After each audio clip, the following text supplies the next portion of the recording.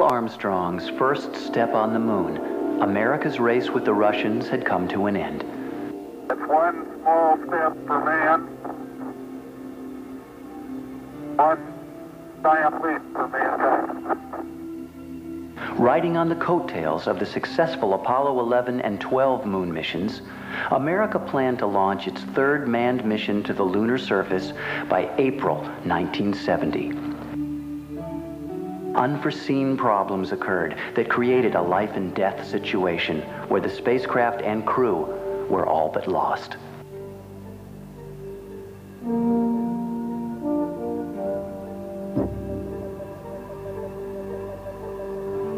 This is the true story of the Apollo 13 mission, as told by some of the unsung heroes who were there and able to cheat death, avoid disaster, bring the astronauts back home safely, and keep the crew from being lost in space. The astronauts for Apollo 13 were chosen a year before launch, commanded by the world's most experienced astronaut, James A. Lovell, Jr. He had already spent nearly 600 hours in space as a crew member on 2 Gemini flights and Apollo 8, the first round trip to the moon. The other 2 astronauts accompanying Lovell were both rookies. The lunar module pilot was Fred Hayes, and the command module pilot was Thomas Ken Mattingly. A backup crew trains on the same equipment for the same mission in the event the prime crew cannot go. The commander of the backup crew was John Young, with Charles Duke as the lunar module pilot and Jack Swigert as the command module pilot. Few people realize how many hundreds of hours these astronauts and flight controllers spent in training and simulating mission activities. Every action and movement during their mission were carefully planned and well thought out, which were the real secrets to the successes of the Apollo program. The simulations that we ran were very high fidelity. They were very much like a real flight. Sitting in the control center, we couldn't tell the difference between whether it was a simulation or a real flight. It looked exactly the same. In the simulation, people could throw faults into the system, and we'd test us to see if we handled them correctly. Thousands of problems and failures had been considered, documented, and simulated throughout the history of the space program. These training sessions formed the basis of the rules each mission followed. Mission rules were all written to give you time to deal with issues that you didn't realize were going to happen, and not very many times did anything happen that we didn't have a pre-planned operation for. Sometimes they were disparate or sometimes not directly associated with each other as they had happened in a simulation, but the flight controllers at that point in time in Apollo were very well trained, I believe, to handle most anything that could happen. We tried to cover at best what we thought were all the thousands of credible failures that could happen to both the spacecraft and the mission. There were always some people offline, including myself, but in some key people that worked for me, that would sit around at night and dream up worst-case contingencies and what-ifs, and draw out solutions on the back of a napkin, kind of an arrangement that weren't subjected to formal training. So there was always a lot of what if this really does happen. The crewmen tried to play it out as close as possible to what was really happening. That is, they played it like it was real. Even the far-out cases where it was almost too difficult to survive, they played them all the way through. That didn't mean we didn't crash on the moon sometimes. It was not our intention to practice for disaster. I mean, you don't need to do that. But we would give them situations, and in any of these situations, you might do the wrong thing the first time, and then you go back and think about what you would do and then change your response and get better at it.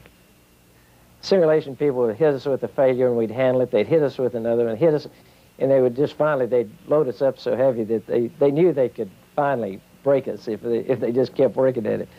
And so we had some good-natured ribbing quite often between us, where we would say, look, get realistic. All those failures aren't going to happen.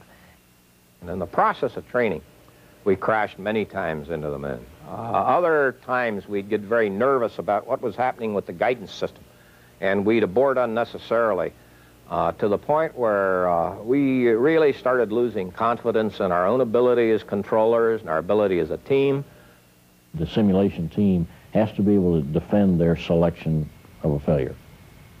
That's about the only thing they have to answer for. They can be merciless in their scripting. They do it real time. They take great delight, and they're really good. They are just superb, and as a result, we all learned a great deal about how to deal with the systems and how they worked, and made our rules better because we try things that worked and didn't. Lovell, Hayes, and Mattingly spent every minute of every day for over a year in simulators and training for this specific mission. They were ready and prepared to meet their destiny in space. Their spacecraft was by far the most complex piece of machinery ever sent into space. The Saturn V rocket booster had 3 stages and was over 40 stories high. Sitting on top of this rocket were the command, service, and lunar modules. The command module capsule, shown here in deep blue and named Odyssey, was where the crew were to stay for their journey. The service module, shown here in silver and red, was where the propulsion system and compressed air were located.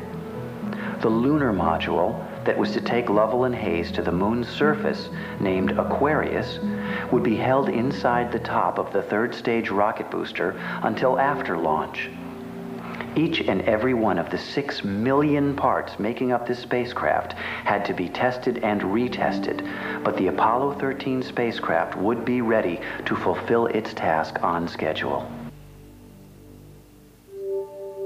I'd have been on that flight, I'd have started worrying early on. I mean, like, it was Apollo 13. There had never been a 13 in either of the Mercury Gemini programs. I mean, it was going to be the first spacecraft that was called 13.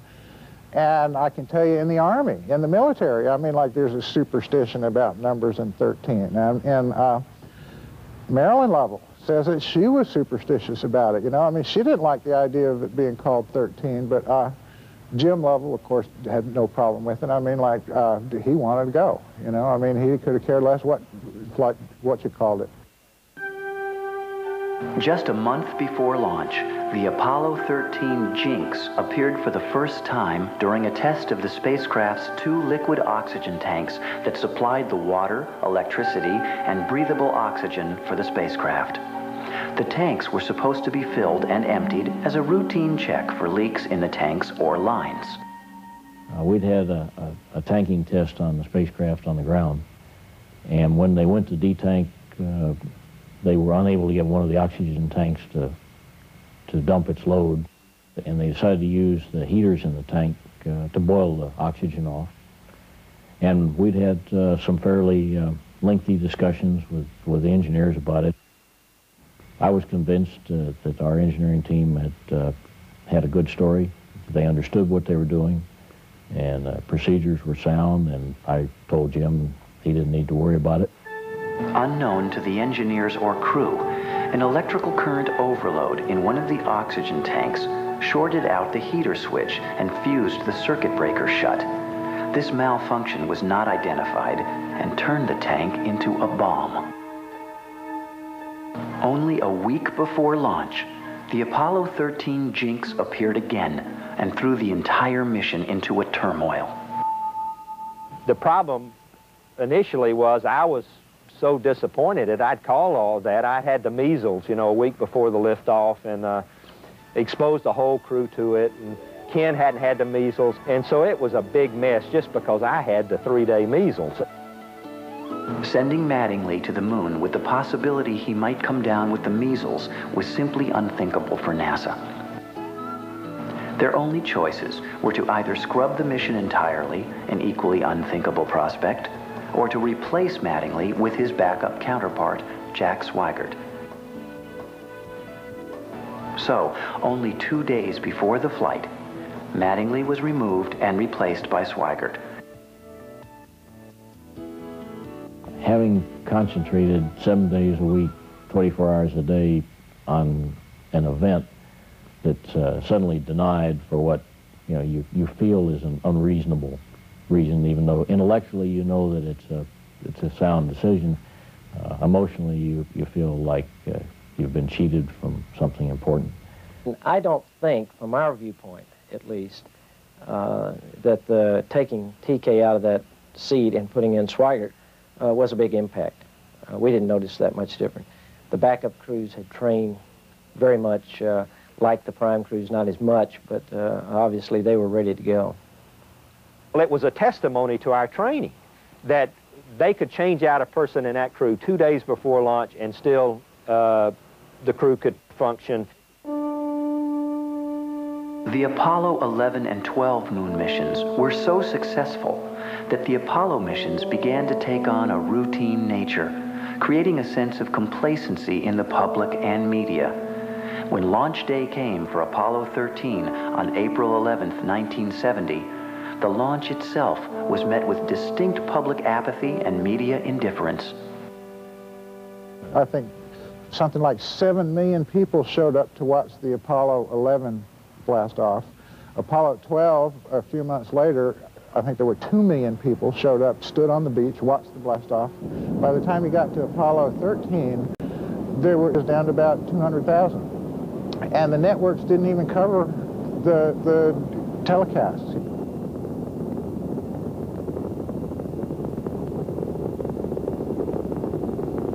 At exactly 13:13 military time in Houston, the Apollo 13 mission began with the Saturn V rocket lifting the spacecraft toward orbit.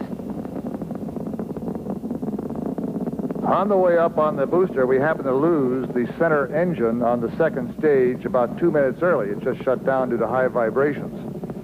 And for that moment, we thought that this was the crisis of this particular flight, because most space flights, with the exception perhaps of 8, usually had something go wrong with them. But we had enough fuel, we had enough power and enough engine power to get us into Earth orbit and then push us on to the moon.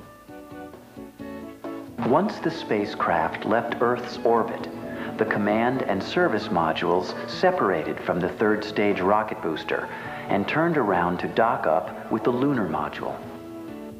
After docking was completed, Springs ejected the lunar command and service modules from the Saturn rocket, and the crew flew to the moon in this arrangement. In Apollo 13, as in all flights that I've ever had anything to do with, you always seem to have some malfunctions that take place. And in Apollo 13, there were several, but I don't think they were earth-shaking or unexpected from the standpoint of problems. I'd say, particularly on Apollo 13, most things were pretty routine and had gone reasonably well, and we were looking forward to the third landing on the moon. On April 13th, at 54 hours into the flight, Lovell and Hayes were instructed to check out the lunar module and televised their activities back to Houston.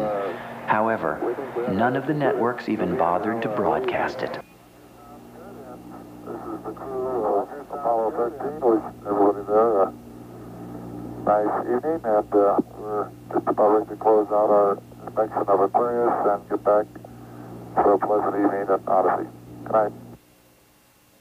Mission Control noticed a slight pressure drop in one of the oxygen tanks and instructed Swigert to turn on the heaters and stir the tank up.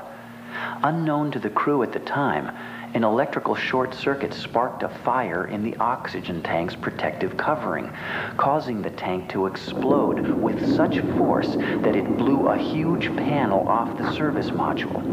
The explosion also ruptured the backup oxygen tank. Okay, Houston, we've had a problem here.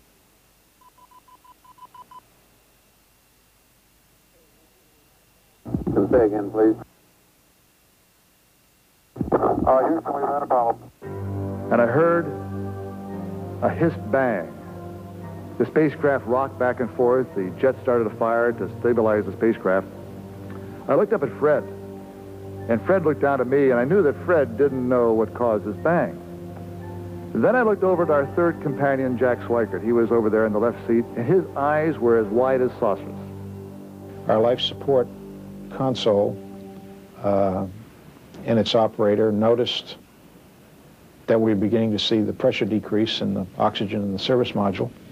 And for a time period, we went through the normal steps to try to figure out what that situation might be. Was it some problem with instrumentation, even though the crew had definitely heard something occur?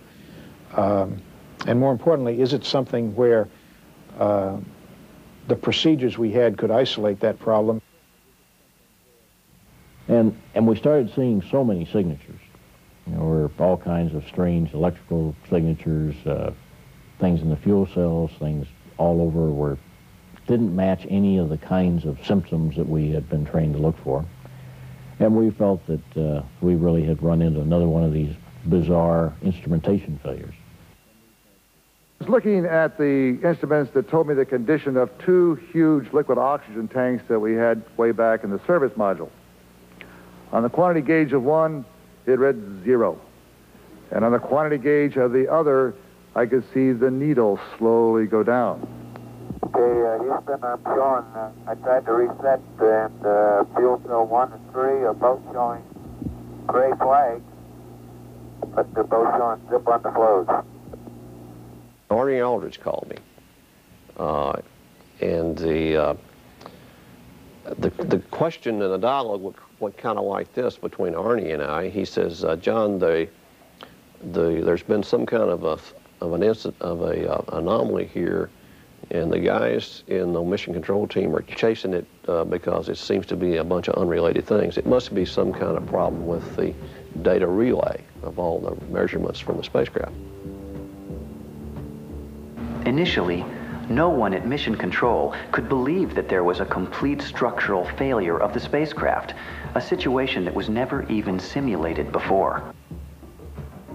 So I asked him, I said, Arnie, read me some parameters. So I asked him to call up some ecom displays, and he read me some parameters. And I said, well, read me some more. And I said, no, that's not an instrumentation failure. Read me some more.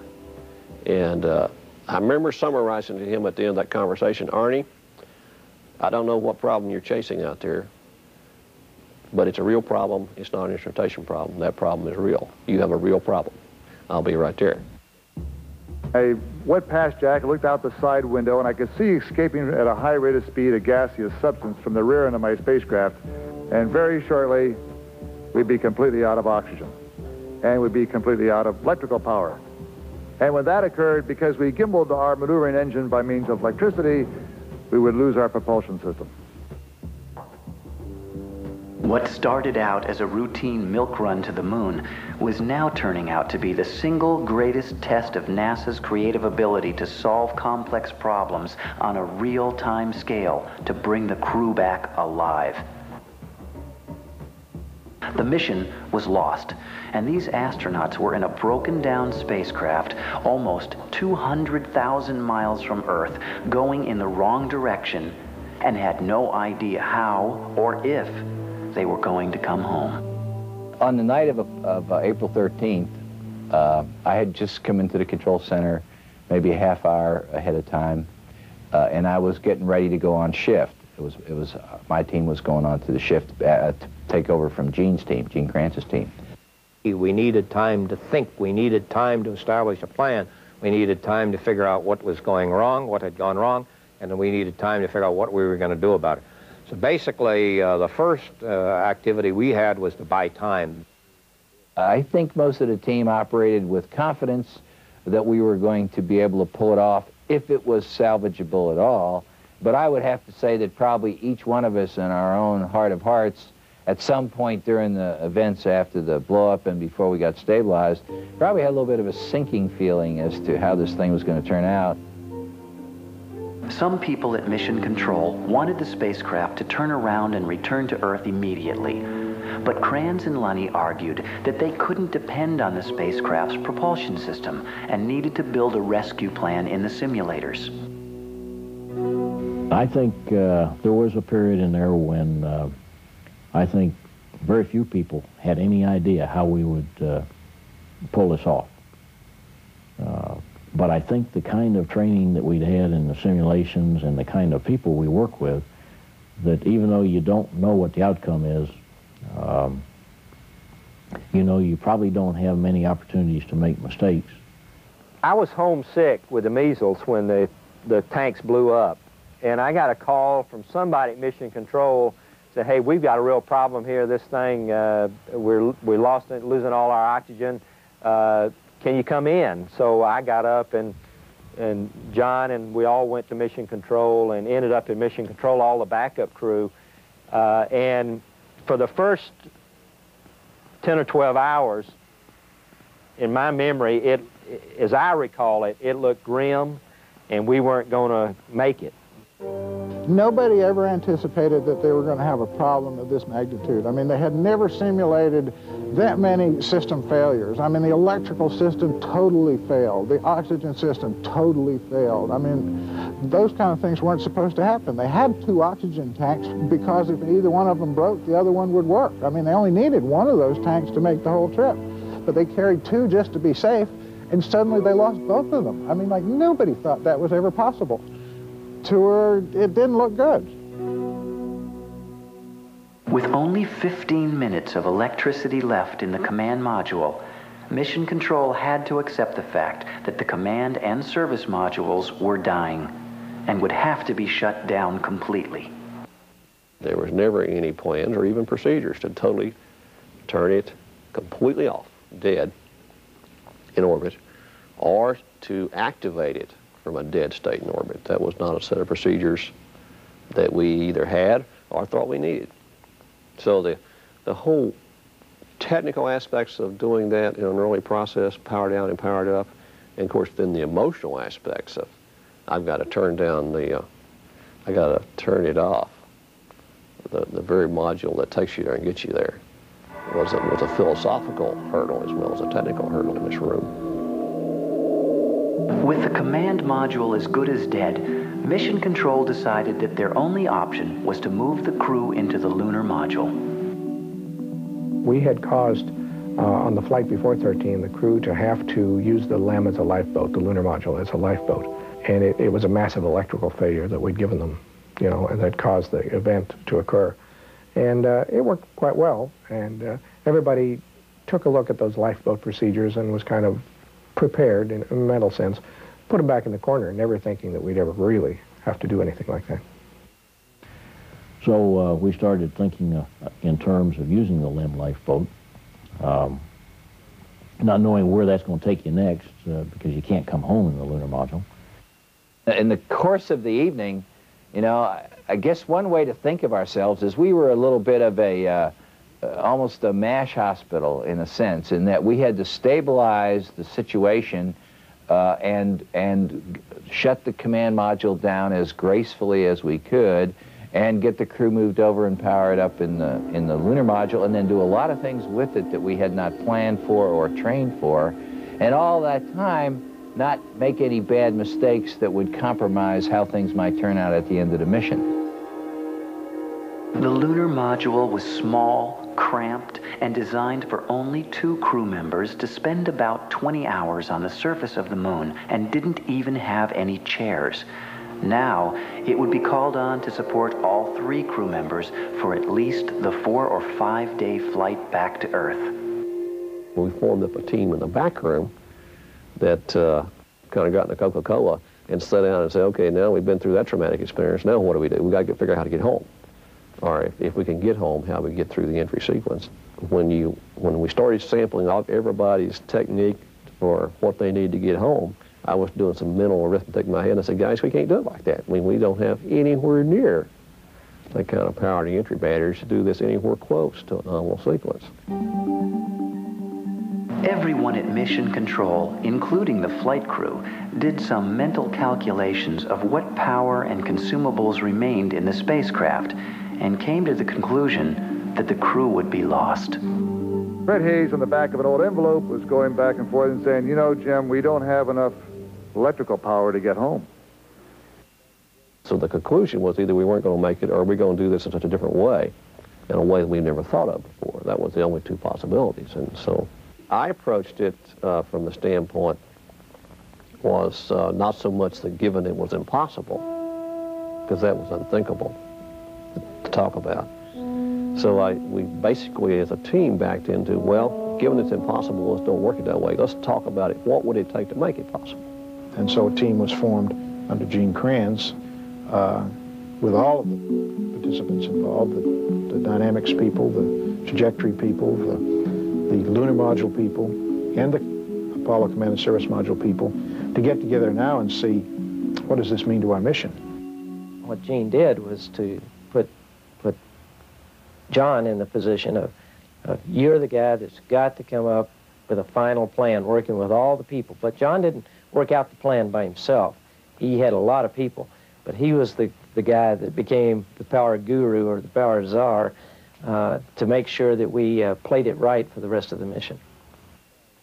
In the hopes of stabilizing the water and power resources, everything in the lunar module was shut down, even the heaters and guidance controls. All that could be left on was a small light, a fan, and a radio for contact with mission control.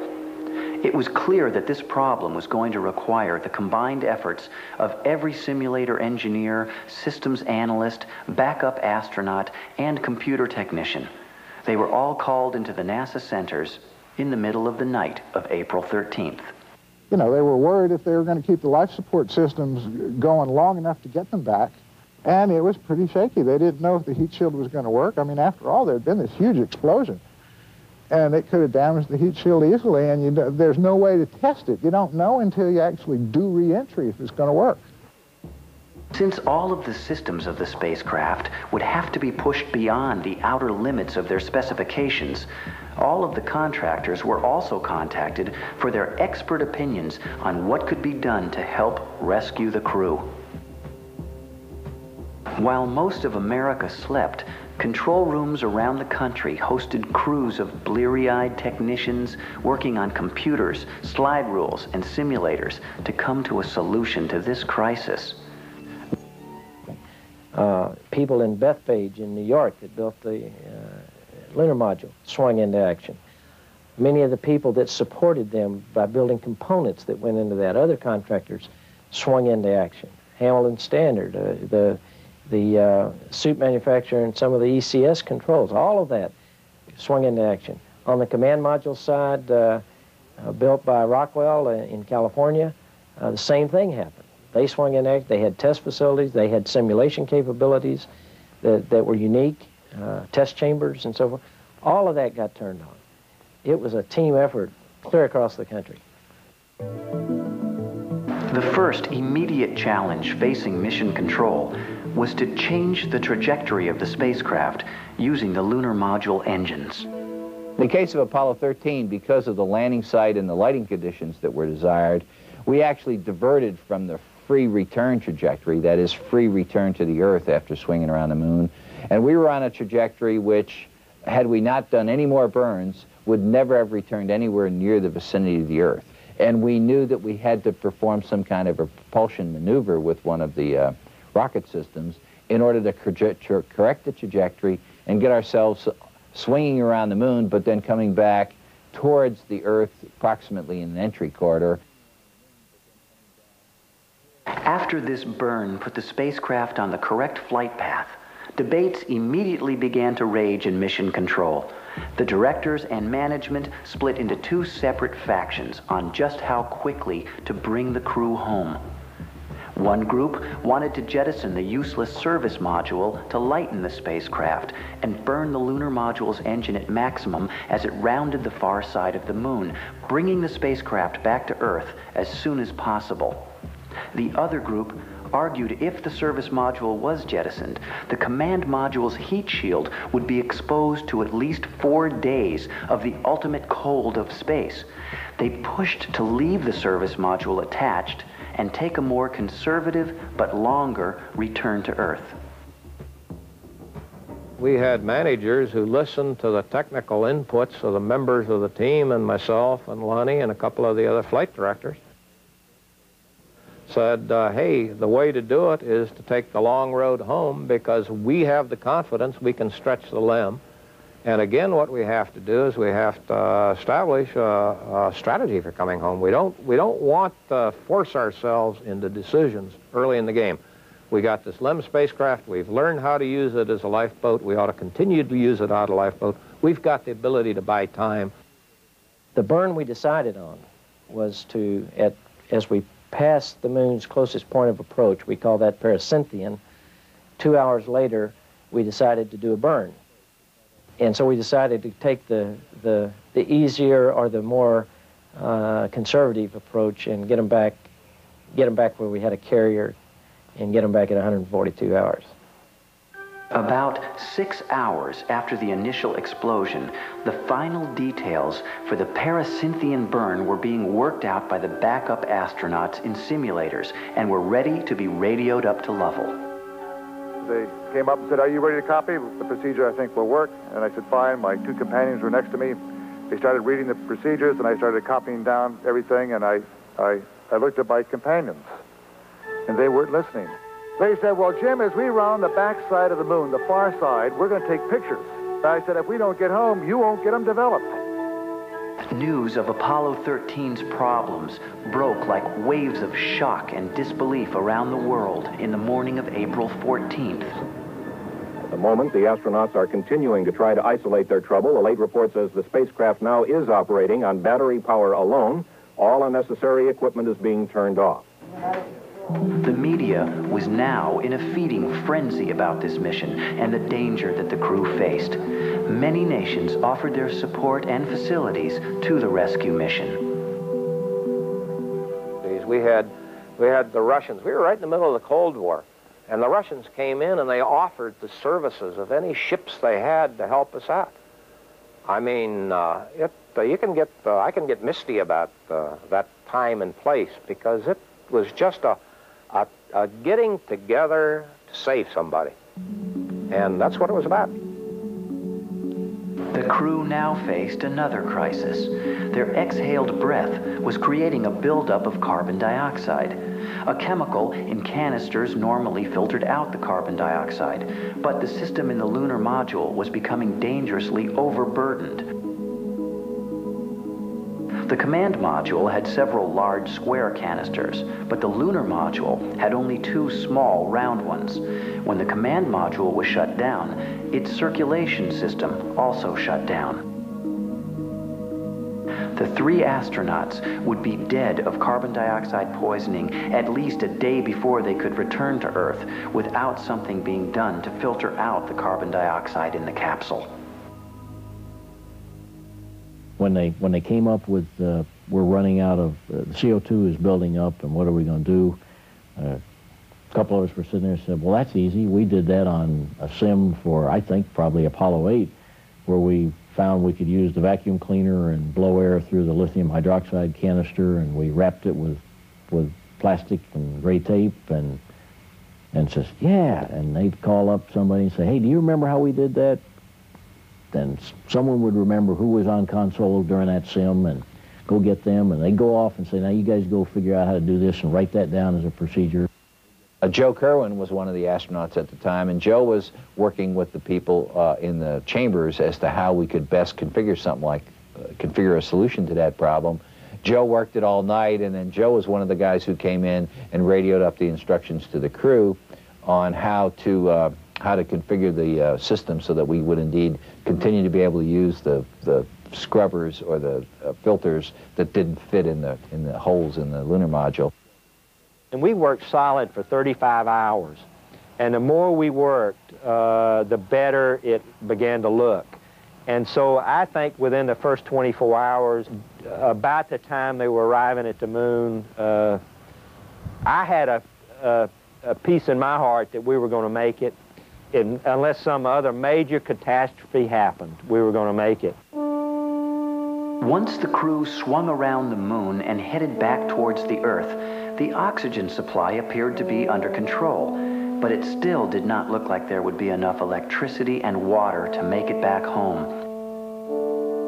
Astronauts and simulator engineers were working non-stop on procedures required for the crew's safe return. We worked very closely with the backup crew and the people who were running the simulators as part of this process, because once we started sketching out what we could afford from the standpoint of power, We started describing that, interacting with them. The backup astronauts brought their own ideas and techniques back into the procedures, negotiation. We only had so much lifetime in the batteries, so we started turning things off, powering down the lunar module even, to lengthen the time of the batteries would last, so that the crew could last until they got back home. And that became very difficult because what we weren't sure of is just how cold it would get in the lunar module as we kept shutting things down. So again, it triggered another set of analyses. You know, people weren't just in the simulator playing these situations about what switches, what else can we turn off, how can we save a few watts here and there. But other people were back at the desks just analyzing reams of data about the real spacecraft. How much was this lamp worth? You know, how many watts did it burn? While the ground crews were working on the re-entry procedures, things got to be so cold in the lunar module that it was now a matter of survival just to be able to exist there for the trip back home. The place was like the inside of a refrigerator. And for them to sustain that for as many days as they did, I think was a real test of their physical stamina. I'm not sure how much further they could have gone in those kind of temperatures. I think they would. Fred got pretty ill, and he was shivering, and so it had to be miserable. The crew, of course, we had them in a situation that was very uncomfortable. It was cold. It was damp. They were very short on water. It was a much higher priority to run the water boilers that cooled the spacecraft than it was for drinking water. And we tried to the best of our ability to make it as comfortable as we could for them. But in reality, the flight crew knew and we knew that the subsystems got the first priority on water and power and temperature. I had a number of debates with the engineers in the mission evaluation room about how cold certain subsystems would get, and if they would get so cold they would freeze and therefore cause a problem with the command module for entry. And so we struck a fine balance between projected temperature profiles for systems and power levels we could allow things to continue to run at. Back on Earth, the reaction to the plight of Apollo 13 was worldwide and enormous. The creative genius that NASA was famous for was under the microscope of public scrutiny. It seemed as though everyone on the planet was united in prayer for the safe return of these three brave astronauts. Lord, your astronauts will come back safe.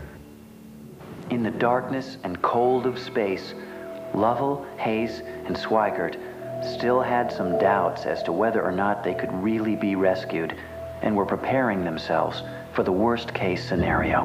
When you're in a tight spot and there's really nothing to do and everything is quiet, that's bad news. You start to think. And I think it was Swigert that said, you know, we might be exceeding escape velocity. If we miss the atmosphere coming back in, we'll, of course, escape from the Earth, and, you know, that means going into an orbit about the sun. I said, well, fine. Jim Lovell admitted one time that he thought, well, because there was a real chance that they were going to miss the Earth, you know, that they were going to literally be marooned in space. And Lovell told himself that if that happened, he was going to just stay on the radio and broadcast as long as he could, you know, and just send word back.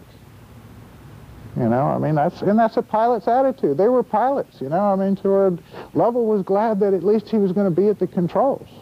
You know, he'd be flying his ship, whatever happened. Even with all of the efforts to conserve electricity and return home faster, the spacecraft was still going to run out of critical resources just before it reached the point of re-entry, and the mission and crew would be lost.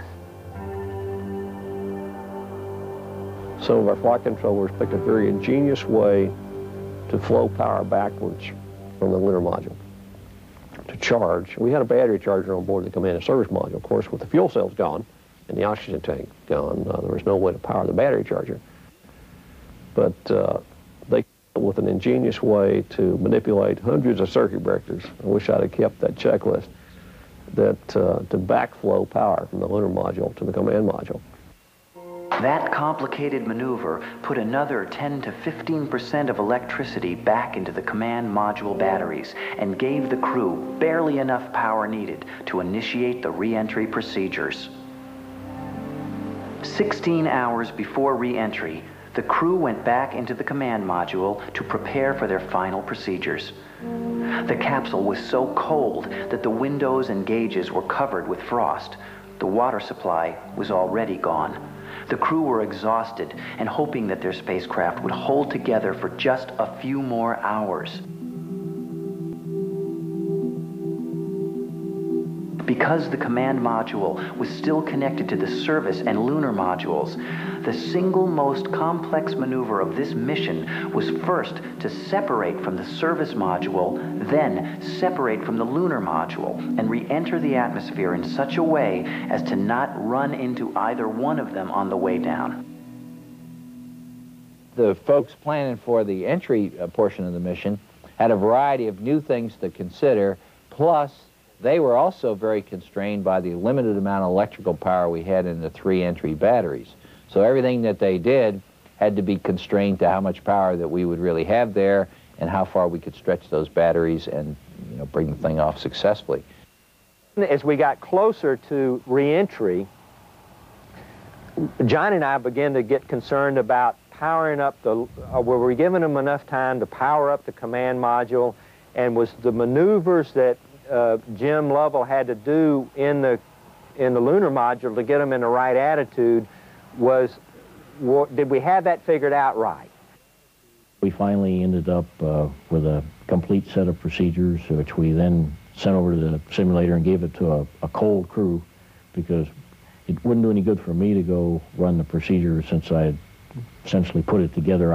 I would do it right anyhow without the language being correct. So we gave it to a cold crew that had not had anything to do with it, in hopes of catching any ambiguous phrasing or things that would be difficult. We got concerned about that, so we ran to the simulator, and sure enough, I mean, we were going to come within 10 degrees of that critical maneuver. So we talked flight control into abandoning that maneuver, and let's just stand with a safe attitude, and when we separate, then we will reorient and get things done, and that's what we did. The astronauts on the ground were invaluable during this period. They were very knowledgeable and knew exactly what was happening upstairs, but they also were enabled to do that because of the great simulation capability, which I think will forever be one of the unsung major reasons that we had the successes that we did. Even when things worked right, they were invaluable, but when things went wrong, they were really just absolutely necessary. The crew jettisoned the service module first, then tried to swing around to get a look at the damage caused by the oxygen tank explosion. And there's one whole side of that spacecraft missing. Is that right? Just before re-entry into the Earth's upper atmosphere, the lunar module was jettisoned. Okay, copy that. Farewell, Aquarius. We thank you. I think we felt reasonably comfortable that once we got the command module separated from all this excess hardware now, that it was going to work okay, because we had checked those systems out, and we had brought the systems back online. We had all the systems working about an hour before we got ready to do that separation work, and I think we were reasonably satisfied it was going to work okay.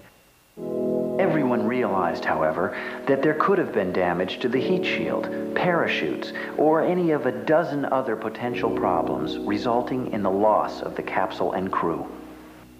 All of those things were on our mind, but not very high level, in the sense that for the most part there were things we couldn't do anything about.